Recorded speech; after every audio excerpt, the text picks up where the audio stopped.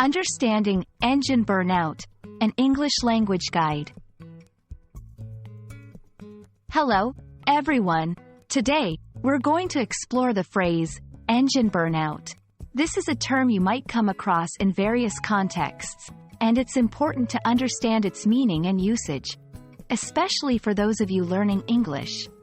So, let's dive in. Engine burnout refers to two different concepts, depending on the context. Firstly, in a mechanical context, it describes a situation where an engine has become damaged due to excessive use or poor maintenance.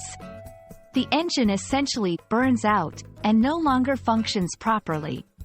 Secondly, in a colloquial or metaphorical context, it can describe a person feeling extremely tired, drained, or exhausted, usually due to overwork or stress. This is similar to saying someone has run out of steam. To better understand engine burnout, let's look at some example sentences.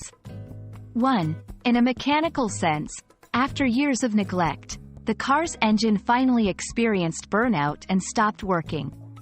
2. In a metaphorical sense, after working 60-hour weeks for months, Jenna experienced a serious case of engine burnout. Understanding synonyms can help expand your vocabulary. For the mechanical meaning, synonyms include overheating, breakdown, or failure. For the metaphorical sense, similar terms are exhaustion, burnout, fatigue, or overwork. When using engine burnout, remember, it's not always about cars or engines in a literal sense. The metaphorical use is common in everyday English, especially in a work or stress context. Don't confuse it with positive phrases like burning the midnight oil, which implies working hard but not necessarily to the point of exhaustion.